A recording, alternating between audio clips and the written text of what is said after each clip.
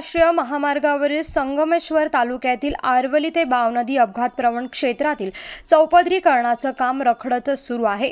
या चौपदरीकरण करत असताना कोणतीही सुरक्षा पुरवली जात नसल्याने महामार्ग आता धोकादायक बनलाय। तसंच यामध्ये अपघात प्रवण क्षेत्रात वाहनांचे अपघात देखील घडत असून जखमी आणि मृत्यूंचं प्रमाण वाढलं आहे।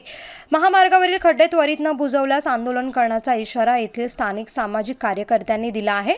त्यानंतर महामार्ग ठेकेदाराने खड्डे बुजवण्यास सुरुवात केली, मात्र खड्डे बुजवण्याचं काम अर्धवट ठेवलं गेलं, त्यामुळे अनेक ठिकाणी वाहनांचे अपघात घडतच आहे। चौपदरीकरण करत असताना सुरुवातीला अपघातग्रस्त रामपेठ वळण तसंच शासकीय विश्रामगृहासमोरील धोकादायक वळण हटवण्याची मागणी करण्यात येत होती, मात्र धोकादायक वळणे हटवली जात नसल्याने अपघाताचं सत्र हे सुरूच असून अनेकांना आपला जीव गमवावा लागत आहे। तसंच संगमेश्वर सोनवी पूल ते पुनर्वसन आणि शास्त्री पूल ते संगमेश्वर या भागातील काम गेले 3 वर्षांपासून रखडलं आहे।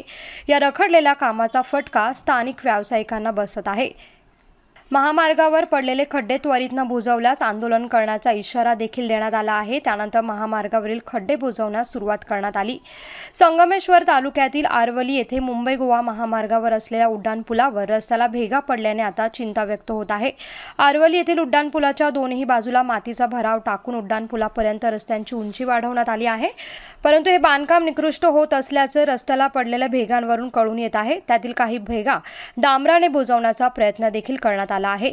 पावसाळ्यामध्ये पुलाखालील भाग पाण्याने वाहून गेला आणि त्या ठिकाणी संबंधित ठेकेदाराने मातीचे भराव आणून टाकले होते।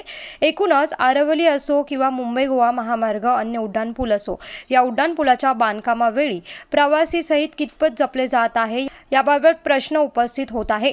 राज्यातील लोकसभा निवडणुकापूर्वी मुंबई गोवा राष्ट्रीय महामार्गाचं काम डिसेंबर 2024 पर्यंत पूर्ण होईल असं आश्वासन कोकणातील सर्व पक्षांच्या नेत्यांनी दिलं होतं, मात्र सध्या सुरू असलेल्या महामार्गाचं काम कासव गतीने सुरू आहे आणि या महामार्गावरील अनेक पुलांची कामं अद्याप अपूर्णच आहे। या महामार्गावरील कामे पूर्ण होण्यास आणखी कालावधी लागणार आहे, त्यामुळे डिसेंबर 24 ची ही डेडलाईन हुकली आहे।